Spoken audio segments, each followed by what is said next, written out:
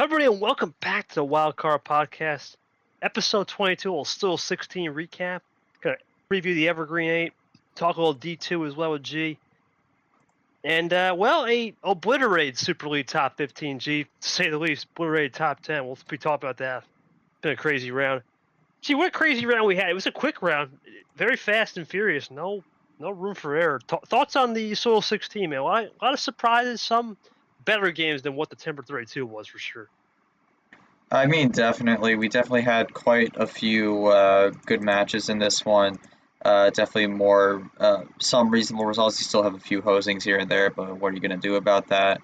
But yeah, overall, pretty good round. We'll take a breakdown and see what happened in each of these matches, and a lot of shakeup in this Super League top 15 here. So we'll get to that in a bit. First, we got to get through the matches here. So let's, KT, I think we should start off on one of the bigger notable moments of the round to start things out for this Soil 16 review here. Yeah, starting it off with a bang, literally. The fur region, this was the region Bad Brett had basically named after himself with the fur, and he wasn't top fur dog. He wasn't the top fur tree this time, G. Ypez got it down 5-3, which started out as an early mild hosing. Brad was down 2 and then rallied to get back to 2-2. And all of a sudden, Ypez started to test luck, and it worked. He was up 4-2. Brad did a great job to win Game 7. And was going to win Game 8, but Ypez had a bailout +2, and ultimately, Brad just could never recover from there, and Ypez gets done 5-3. Gee, huge win for Ypez. Let's face it, he beat the number one player, because at this rate, we just know how silly it's been. Does this say more about Ypez? We all know he's never lost G in Tournament 4. Think about it. He's the only undefeated player in a tournament. Remember, Goal lost T3. I've lost T1 in the past. Peter's lost. The T2 and 5 doesn't count due to those being vacated. He's never lost in T4. This is his home. Do you think he's got a chance to go back-to-back? Thoughts on just him being Brad? It's interesting because you definitely look at this and wonder what Ypez brings to the table here. I mean, I look at earlier in the season. I mean, Ypez has been the number one seed before in this first region here back in March. This was the round he lost as the 1 seed in, so kind of was in the opposite role here today as the 4 seed and was able to get the victory. Moves on to the Evergreen 8 in a much needed victory here. He's going to definitely want to get this one, make the Final Four to throw himself back into contention. This was a huge win for Ypez. For Brad, not the end of the world. Did get a win against Siemba to pat him up a bit, but obviously you want a further run than round of 16. But again, Brad does have the tournament victory. He's already locked in the Super League. At this point, he's really fighting to try to get that bye for Super League, whether it be a single or double bye. So we'll see how that goes for him. But big win for Ypez here. Good start to the round. Absolutely. Ypez did a great job. And G, another fantastic game. Ghost to Pier. What a game this was. Absolute war. Fast style. This is the way you like it. Fast and furious, run downhill. It was a quick game where Ghost was really up early. He seemed to have the momentum. Everything was working. Did a sneak attack.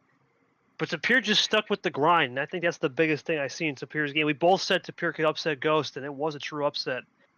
Another 6 seed win. It's been a popular trend here this tournament. The 6 line.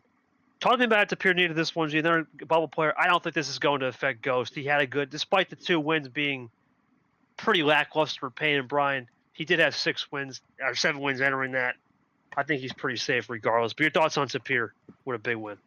I mean, Ghost goes up to 7 wins on the season, so he's not in a bad spot here going into Tournament 5. But this is a very much needed win for Tapir again. Wasn't in Tournament 1 since it was in D2, and then had a mid-season shake-up with that. But very big win for him. Definitely needed this. It's going to be a very quality win to throw onto his resume. He was one of those bubble players coming into this one. He was 16th, first player out going into this tournament. So especially with how the rest of this tournament has played out, he's looking to jump himself back into the top 15 and make that mid-season jump worth it here. So Tapir in a really good spot right now. Also, again, another good match. Fur Region's been really good so far.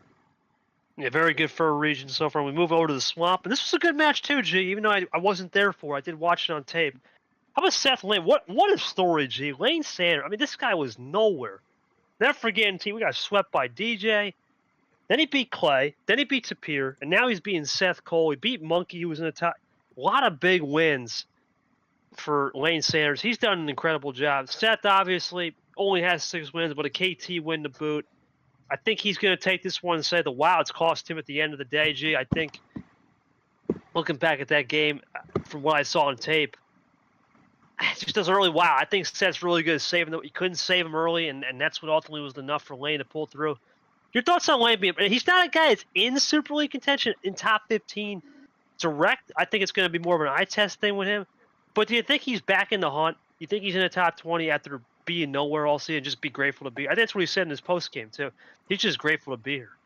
I mean, I think he's thrown himself in the hunt at this point. I don't think any person thought Lane Sanders was going to make it to the round of 8 regional finals at all this season. If you asked anybody at the beginning of the year, but here he is now in the regional finals for Tournament 4 at an absolutely phenomenal run. Had another great game against Seth. Seth definitely put up a fight there, but Lane was able to outmatch him towards the end of the match and was able to get the job done. So really impressed from Lane. I've been very impressed from Lane so far. This was not a player I had a lot of expectations on going to the year, and I wasn't really seeing much from them through the first 3 tournaments, although they were a little consistent in tournament 2 and 3 and making it out of the first round. But this has been a really great tournament for Lane. This has been a breakout run, and I'm excited to see where this goes for Lane here, and maybe a Final Four appearance. I mean, I think he's played well enough to deserve it, but we'll have to see what happens.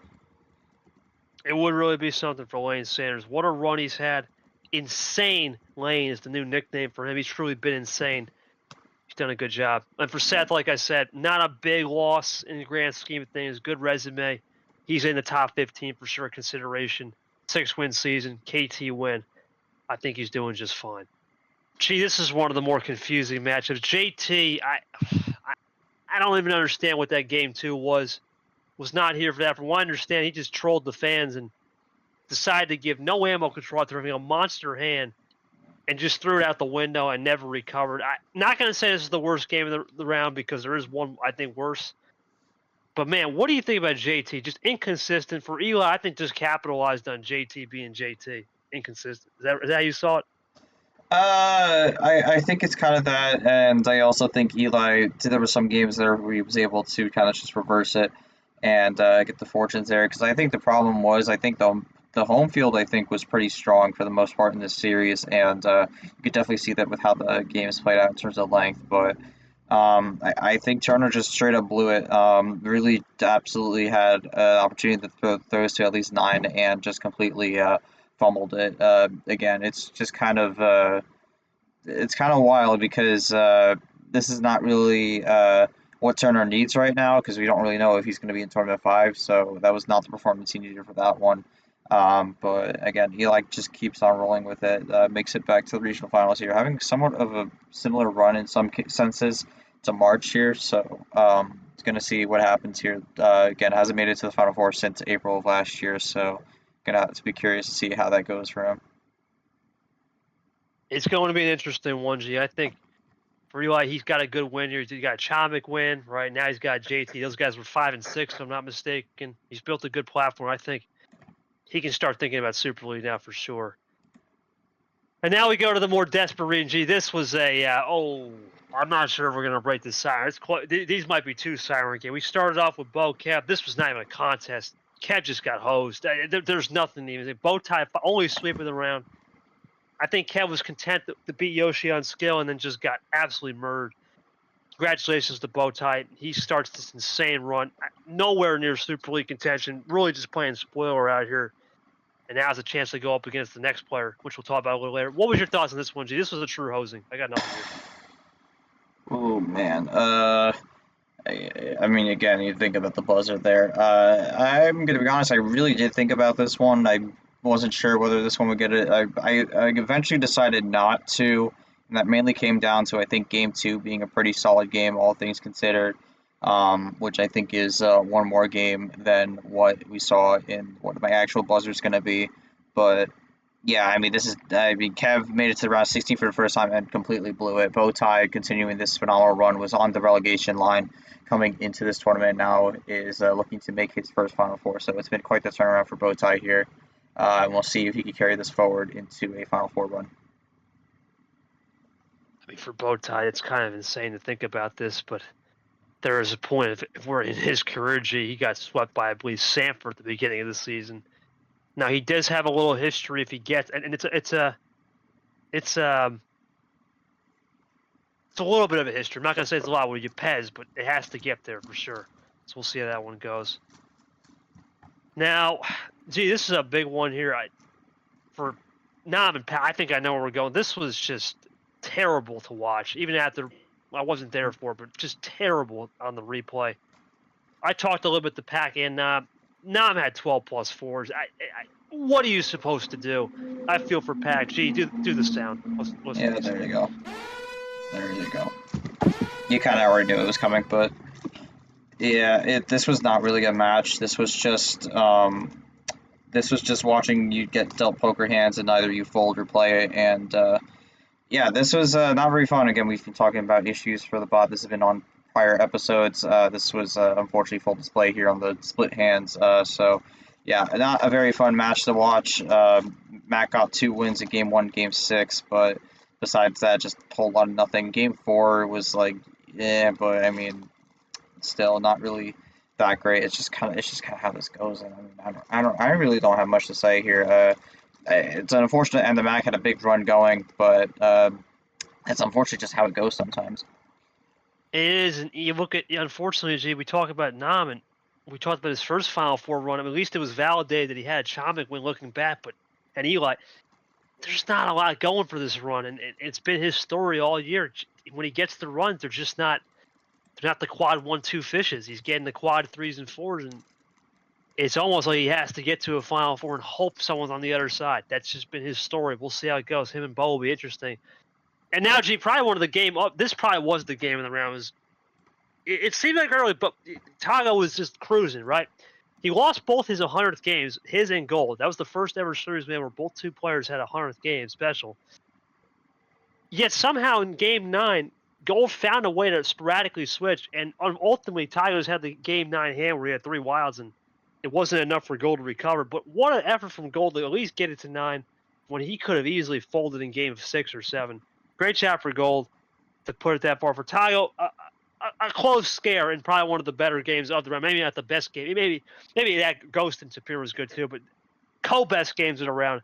Tago gets through. What do you think about Tago's chances here, G? He's got a good chance. I would give a nod to Lane Seth also for a potential match of the round also, but I understand that one's slower. Sure. I mean, I think the Fur region was great. I mean, Swamp region had a bit of a split going. Jungle region was not very good, but I think in general this round I think is kind of like a Swamp region and kind of a little bit another split here. We'll get to the last one in a second, but I thought this was a good match overall. Tago, this is a vindicating win for Tago. On the resume, it's not going to be a lot this season. Gold's not had the best year, but this is an absolutely vindicating win for Tago. There was a lot of concerns going into this tournament that he was going to have a bit of a Final Four hangover after coming so close to making the finale, but he's right back to the regional finals here. He's having an amazing run so far, so he is absolutely proving the critics wrong here and absolutely showing himself that he is a true contender for this Super League battle. So been great to see for Tago. He had a very close fight here and was able to come out on top. So I've been impressed from Tago so far. I mean, I think if we ignore, I think he's like my number 2 behind Lane, but in my opinion, second most impressive player to make it to the round of 8 here. For sure. No hangover for him. He did a good job, built it. He'll see who he plays. And, gee, this one, I did not watch this at all. I didn't even watch tape. It was, from what I understand, way past midnight. But from what I understand, just the little tape I watched, not a lot, it just seemed like Peter got outplayed. And you start to wonder, is the number efficiency the one-dimensional back? Because against me, it was clearly just a hosing, right? And then against Zay was starting to figure it out, but just ran out of time. Sanford just too much. Sanford 5-1 wasn't even a hosing. Just Peter just too one-dimensional. Too much number efficiency, and it cost him. Zay, you saw it? I think the big problem with this is I think everyone unfortunately kind of was feeling that whoever won the Caesar Sanford game was going to win this matchup, and I believe I predicted 5-2. Sanford went 5-1, so I was pretty close. But yeah, I've just not been very impressed by Peter this season. I think this tournament was good for him to just at least make sure he's not anywhere near that relegation battle. But I mean, this is really just for Peter. I think he's really just got to look at tournament 5, play it out, but have an eye on 2025 for next year, because this has just not been a season for him. He needs to do some rebuilding in the off season to try to get back to where he was in 2023. But Sanford, good win, trying to do a late season recovery push here. but I am a little concerned about the priorities here because I know he has some attention towards 2025 right now, but might have to shift some more attention back to this current season. But we'll see what happens with that.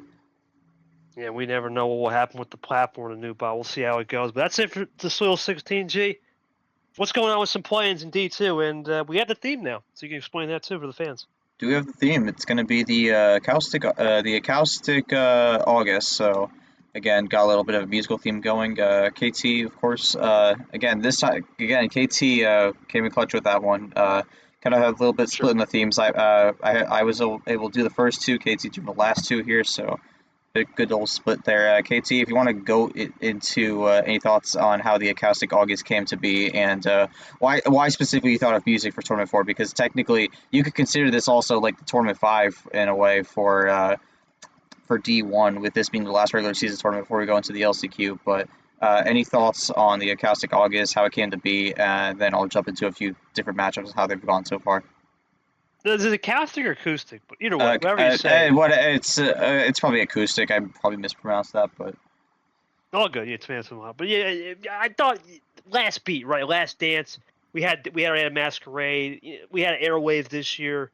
We've had Gelato, right? Why not a little bit of the last beat, right? This is it. This is the last heartbeat. You're kind of getting to the dying stages of the song, right? The curtain's about to close on the show, the performance. This is the time to make it happen. You look at we have accordion, right? The bass. It was a choir and drum. Those are the 4 region names. I think it's I think they're great. I think they're a fantastic region name. I think it's a good theme to really say, you know what, this is the last beat. It's like your life's on the line, right? The season's on the line. It's time to make it happen. Who's got the best instrument to strum their way to the finale, and maybe even a D2 championship berth? We'll see.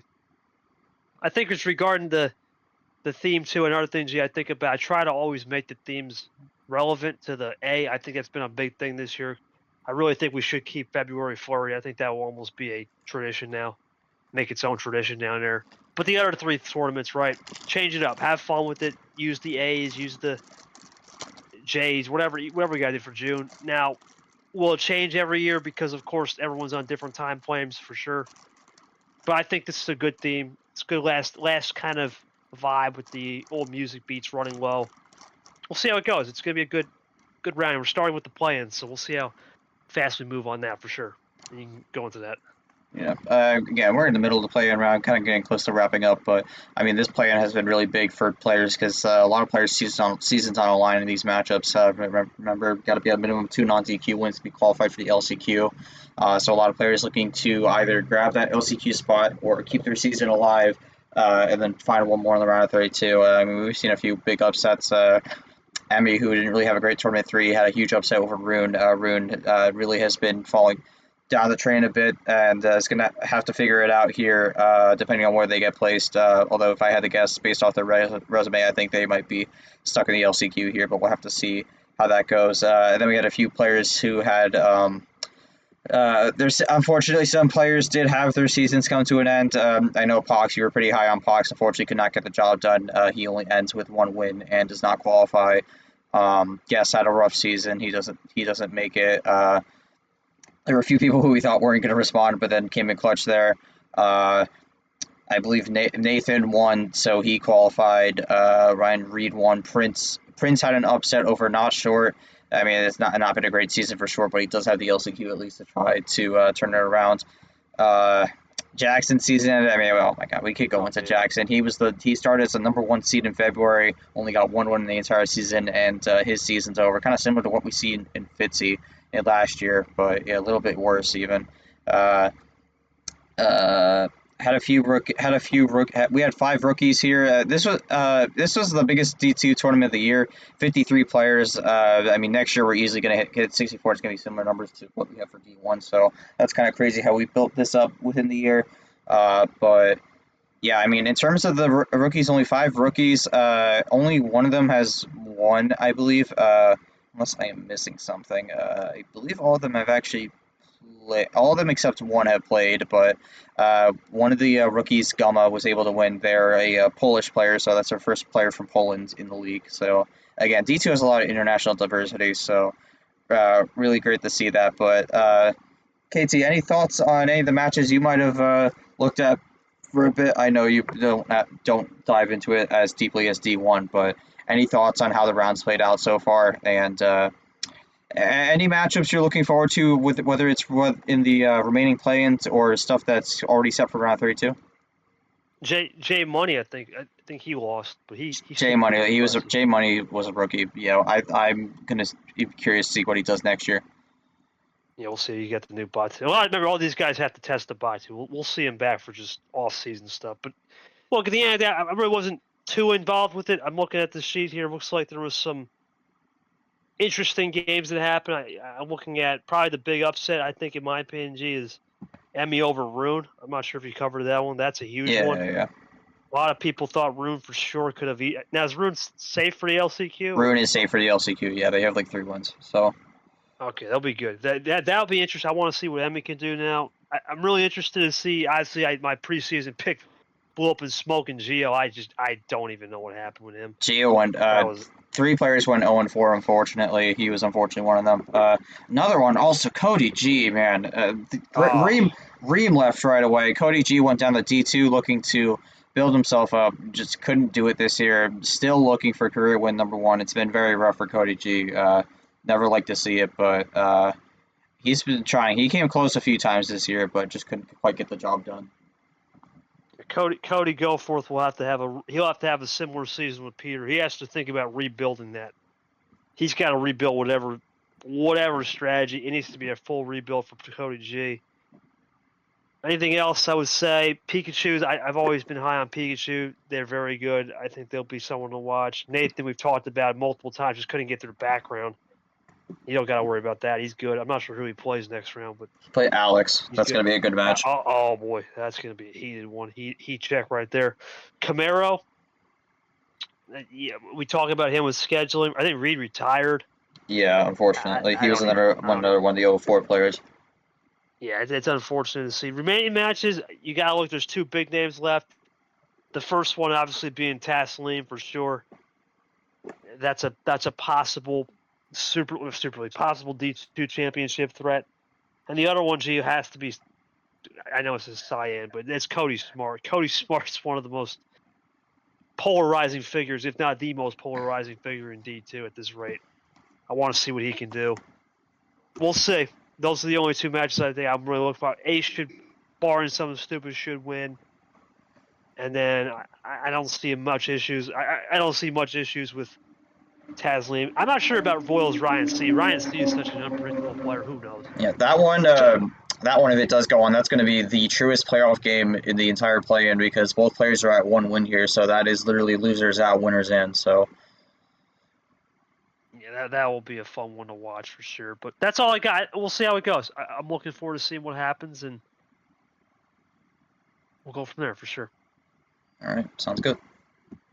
All right, we'll go now to Super League Top 15. G, going back to the platform here on the D1 side. Well, you notice Top 10's gone. Brad lost. We lost everybody. And I think the second straight tournament, the Top 10 just obliterated.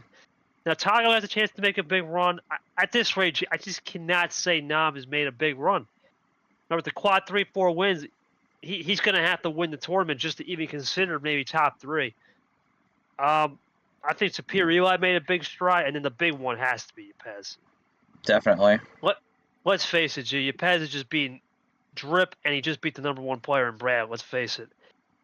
Out of the people left, who do you think has the most to gain? We're going to kind of throw Nam to the side just because his path, I hate to say it, it's been just rapidly easy. The rest have had to go through some people. It's even to an extent, Tyler's had an easy path because of Gold. And who else did he? Brock. Gold and Brock. But at least, so nostalgically, at least he's got the wins in terms of confidence. But even him and Nam, I feel like just not the big. I think Tapir, Eli, and Ypez, and we know Tapir and Ypez are playing each other. Who do you think out of Tapir, Eli, Ypez has the best chance to get in the top 5? I don't know about Tyler now. The path's just been too easy right now. I think the problem for Ypez is I think he's a bit too far back to jump into the top 5. I would look more to someone like Tapir to jump into the top 5. I would give more of a nod to Tago also, even though you're maybe not the strongest run in terms of on paper per se. But I think Tapir easily got the best chance to jump into the top 5 out of this group. Has had a really good tournament too. A bit of a detour in Tournament 3, unfortunately, but has brought it back in Tournament 4, making it going on that big run here. Got a big matchup also with Yepes, but also got to consider also Tapir, again, hasn't had the easiest path. Had to take out both Captain and Ghost. That Captain game was a bit of a wash, but hard-fought Ghost game, so he already got 2 very good wins in this tournament. So I would say if you've got to look at someone who could jump into potentially the top 5, I don't know if he will, but I think out of this group left, Tapir's really got the best chance here out of everyone. Can't sleep on Eli, but the thing with Eli is he's kind of getting a mixer kind of game. He's got the 5 and 6 with Chonic and Turner, but now he's got Lane, who's not even ranked on the board. He would almost have to hope Nam is there on the other end. They almost got to face off in a rematch from March in the Final Four to start thinking about him. But if he gets that, then it might be a different story. That's really it, now, I know we didn't talk about Lane and Bo, but is there any in Sanford, is there any chance they jump in the top 25, or do you think at least Lane may already be there? I mean, I think Lane might have a chance per se. I mean, we've definitely seen the run he's had so far. Maybe we've got away with one against Nick, but big win against Monkey, big win against Seth Cole. That's already 2 top 25 wins on the board. So looking for a third one here in Eli, but it's been a really great tournament for Lane so far. We'll see what ends up happening. I mean, currently on the record, he has what's it called? Just gotta find it. 5 wins. He's got 5 wins right now, so not bad. I mean, we do look at that. That's kind of win. There is a Tapir win also. You got to remember that as well. But he's in that area where he's kind of on the bubble in terms of getting in. I mean, you got some people that are also at 5 wins, like Caesar and Clay, who I don't believe Caesar and Clay, they're kind of barely down on the bottom there, so we'll have to see how that goes for them. And I mean, I think there's a very real possibility Caesar Clay might drop out of the top 25, so he's kind of in limbo right now in terms of the wins, but we'll see what happens. He does have that Tapir win, so that is going to probably play a important factor, but I'd say right now he's more in like the 23-25 area possibly, but he's looking to jump up even further. Yeah, it's just the problem with Sanford. You look at his run; let's face it, he desperately needed me there. On the other side, I wasn't there. Another thing with Sanford too, you look at Aiden Smith's not going to be much of a win, and Caesar. As much as we love Caesar, it just hasn't been the year for Caesar. Bowtie did get the ALP win, but ALP's dropping, and unfortunately, Carson and Cavill they haven't had the seasons. I don't think Bo and Sanford are in a spot to where they can challenge that. They almost have to think Final Four is minimum. And for Bo, almost thinking he has to win the whole thing to have any chance. A T5 will be an interesting stretch for him. But let's get to it, G.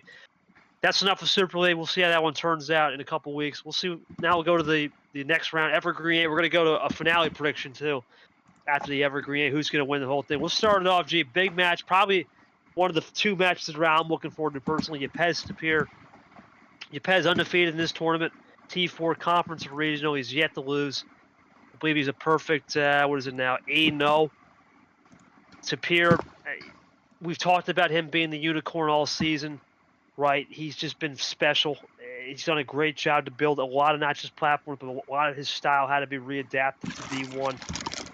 I think this is Yepes' time, personally. I think he should win this game, but the computer has Tapir winning 5-4. I agree. I think the one thing Yepes has that Tapir doesn't is the experience, but the one thing Tapir has that Yepes doesn't, in my opinion, is the fact that Yepes, all he's played up to this point has been Drip, methodical player, right? Brad, methodical player. Clint, maybe not methodical, but he plays slower. Tapir's had to go through the gauntlet. Allen can play quick. Captain can play quick. Ghost can play quick. And I've always said, when you're a fast player, it's easier to adjust to a slower player than a slower player adjusting to a fast player. I'm going Tapir. I think it's his time. He makes it back to a Final Four, similar to what he did in T2 in the first 2 tournaments in D1 or D2. What do you think, G? Listen, I mean, we've seen this in D2. I've called Tapir ever since February Flurry a 5-tool player, and I think he's definitely still a 5-tool player in general. He's got a lot of things in his toolbox that really help him get the job done, and I think he's going to be able to pull that out here against Yepes. Has had a really tough path to get here and has really excelled throughout it all. And Yepes is not going to be an easy challenge because he's looking to defend this crown in Tournament 4, and this is a much needed run that Yepes needs. But I think Tapir is going to bring something different to the table that Yepes hasn't seen yet, and I think by the time he's able to figure it out, it's going to be a little too late. And even then, Tapir is going to be able to switch it up when he can. I'm very high on Tapir. I've always been very high on Tapir since February Flurry win. I have Tapir winning this 5-3, makes it to another Final Four here after he did so in Tournament 2. All right, that's a good. I think it's a good pick. We both were equal, and I think Tapir. He knows what he's got to do. I think he's ready for it. We'll see that game tomorrow. Gee, probably one of the more interesting matchups to even call. Eli Lane. Who's going to show up? Both got to show up. You look at Eli. He plays a very fundamental style. Good with the switching. Lane has just been insane. Bonsai plays. He's talked about it, right? He wants to flush you early. You know, on paper, this is a no-brainer, G, for me. Eli should win this game, but the computer's got the upset, and I think the reason why is this is a hard guy to figure out in Lane. He's played exceptional, and you can beat Seth that has one of the most wild control styles. You can take care of Monkey, who's unpredictable. I'm going upset. I think it's Lane's time. Lane Sanders 5-4. I said he would beat Seth 5-3. I said he would take care of Monkey. I'm on the Lane. Insane Lane train. He gets it done one more time. He gets it done over Eli 5-4. Give me Insane Lane 5-4. Upset City. I think for me, what really breaks down this matchup is what both these players are having their game plan going into this. Eli's just kind of going with what he needs to do, get those switches, whatnot. But for Lane, his game plan is to break the opponent down. If he can get into the opponent's head, he is cruising. And we absolutely saw that with Monkey. Didn't quite see it as much with Seth, but there was definitely elements of it there. Lane is someone who is going to try to get into the opponent's head and break them down and take the series. And I think the problem is we've talked about this all season. There's some mentality issues with Eli, and we don't know how much more of those are still going to linger. But Lane has been very strong. He has been focused. He has been absolutely determined to have a turnaround here. And I just think this is where it gets rewarded. I know this game doesn't always reward that per se. It just kind of sometimes it goes the way that it feels like, but I think Lane's gonna find a way here. I say this goes 8-5-3 Lane Sanders. He's very determined, motivated to get this done. Again, this is a new Lane Sanders, and I mean one of the more improbable Final Four runs I think is going to happen here. Lane Sanders is going to make it to the Final Four. I don't think anyone, including myself, would have expected saying that going into this season. Lane Sanders Final Four. GK, you heard it right here. If that happens, what a story that's going to be. Unfortunately, G, I'm not going to say about this next game. This is just too much chalk for me. I'm going Nam here, flat out 5-1. I'm just not sold on. But I know a lot of people are on the server. I'm not sold on this, and the reason why is Nam just knows how to beat the players he's supposed to beat. And you look at his run; he's just been playing the back end of the field, and that's where Nam's good at, quad 3 and 4. He's almost like Ard in a way, very good in the back end. And I'm not sold on Bo in this spot. I think Bo's had a great run to beat Kev, beat Carson, take care of ALP. I think it runs here. The Magic just doesn't have enough. I don't know if Bo's in it like Nam is.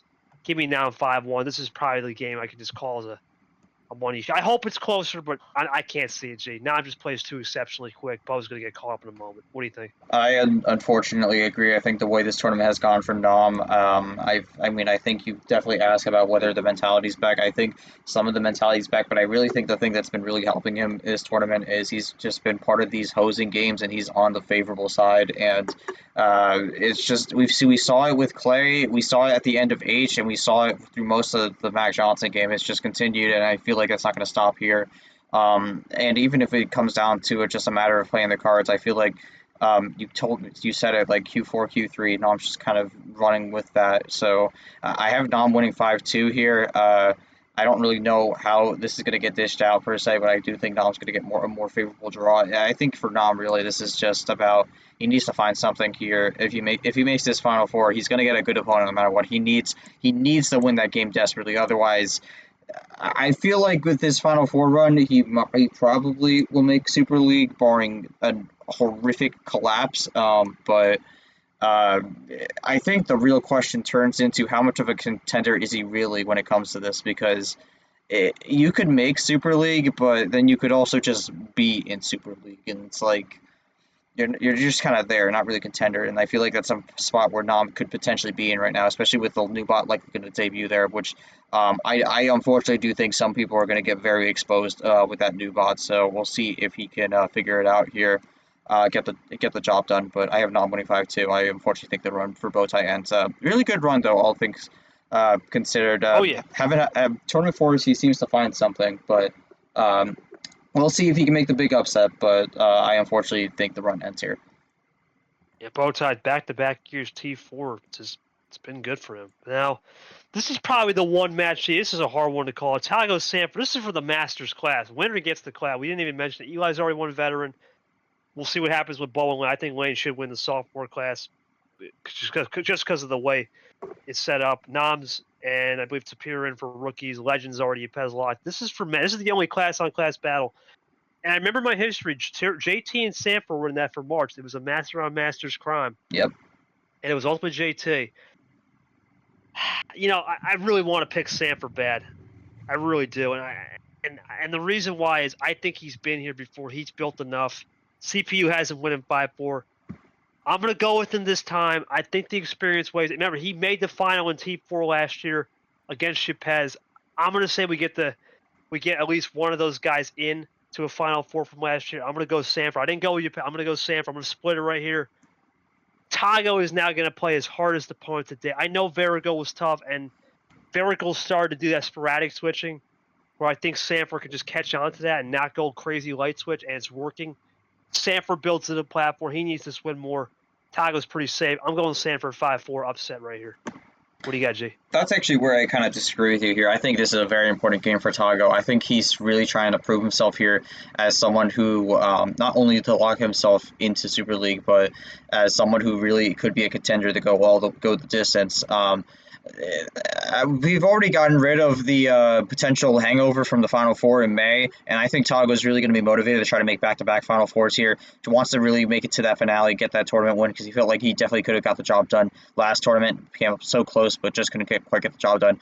I think he's going to be very motivated. It's going to be a very tough opponent. I think this goes 9, but I actually think Tago is going to be the one who comes out on top. This is going to be deja vu for Sanford all over again. Again, I am a little concerned he's a little bit too more focused on 2025 this year, since this season's kind of not been amazing for him per se, but I think Tago is locked in, focused, ready to go, and he also sometimes gets some favorable hosing, but I don't think we'll see too much of that, hopefully. But in general, I think, especially that gold game, I think it really showed to me that he's here to be a player, and I think he's going to have what it takes to get this job done. It's going to be a very, very massive win, a statement win for Tago. I say he wins this 5-4 here, gets another close one, but is going to be the one who ends up on top for this one. If he can get it done against Sanford, that would be the ultimate statement. You beat the master, the ultimate Graham. Remember, gee, the thing with Sanford, he just passed me in the ultimate, the all-time win list, all-time game. That's the only thing. It's going to come down to who's got the most. They both have it. It's just who wants it more, who's hungrier, and I think it goes 9. It will come down to who's got that game 9 power play. That's the only thing I could think of. But it should be a good one. I wouldn't be surprised if Tago pulls it off. He's definitely improved for sure. All right, G, we're going to go for who we got. So we got, it's going to be, it's either Tapir for sure. We both agree on that. It's either Sanford, Tapir, Tago, and then we both agree Nam, Lane.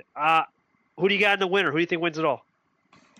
This is an interesting group of people, personally, because I think they've all had different paths to make it to this point.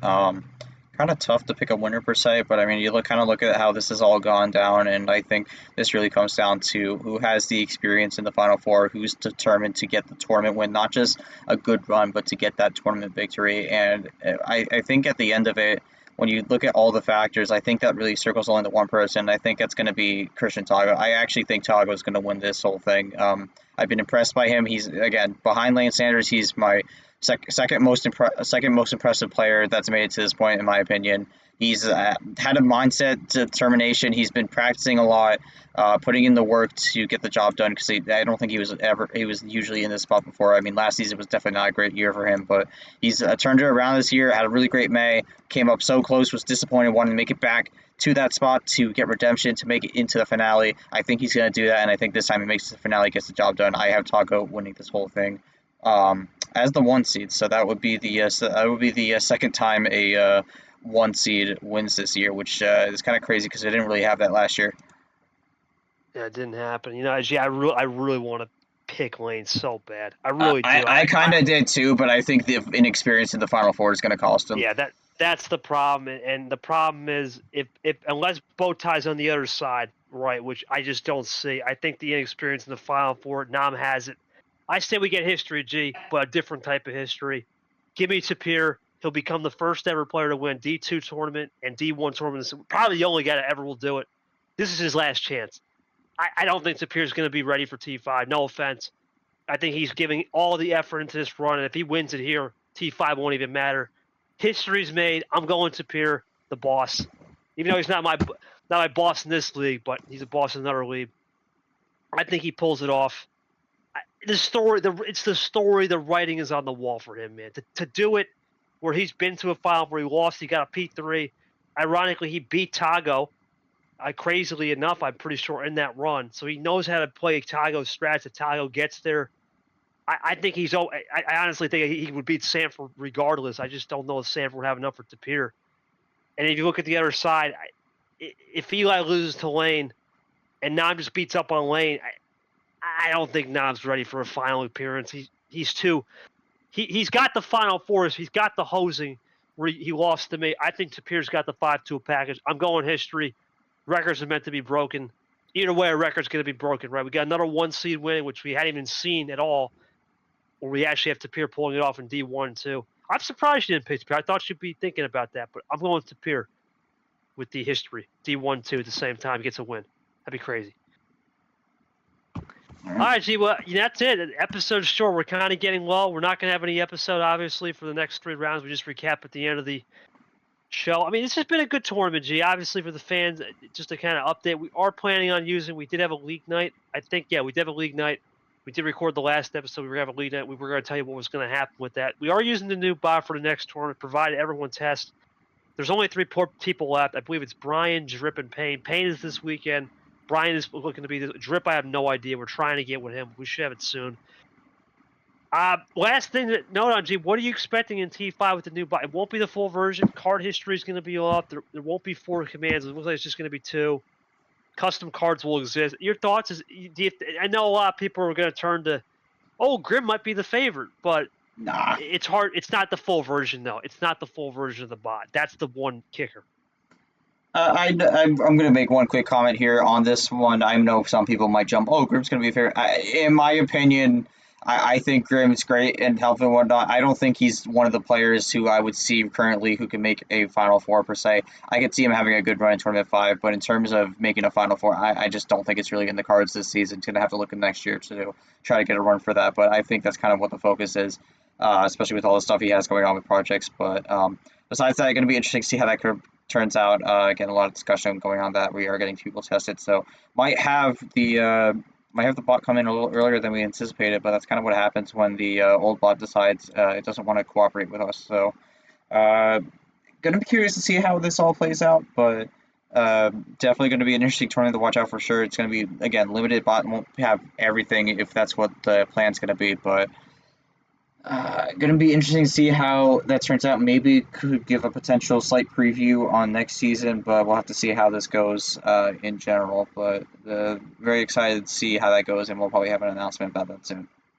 Yeah, I mean, like I said, it's not the full version. So whatever you see in this tournament 5 here, it's not the full version, which means there's still work to be done in learning the platform on it.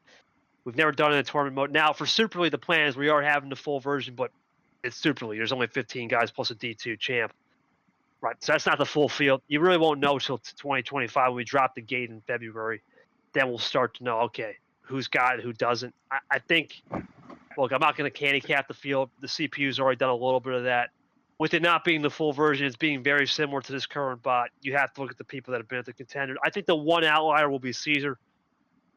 Mainly G because he's tested this thing a lot. I think he's someone that could actually be a favorite because of the fact that he's been able to test a lot on this thing. But other than him, you have to look at myself, right? With it not being the full version, it doesn't matter. I just got to people watch, make sure I keep my double buy. I think someone from the way back in the past is going to make it happen. Somebody like Clay could figure this out and build some quick. Obviously, with the new bot, Cody Lamas, you start to think about him. Sure, he's got to win it. Heat check guard could be in the mix now. He's always talked about it. Pat Johnson.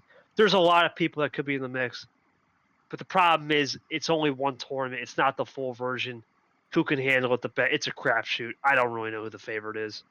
Let's face it. It's we're not gonna know. We're not gonna really know until after round 2. Then we'll get a good idea somewhat of what will happen. But it'll be a new experience for everyone. I'm looking forward to it. But that's it, Jay. Want to check us out? Check us out on Spotify, Apple Podcast, on our home base on YouTube. Short episode tonight. Want to thank G Evergreen 8 preview.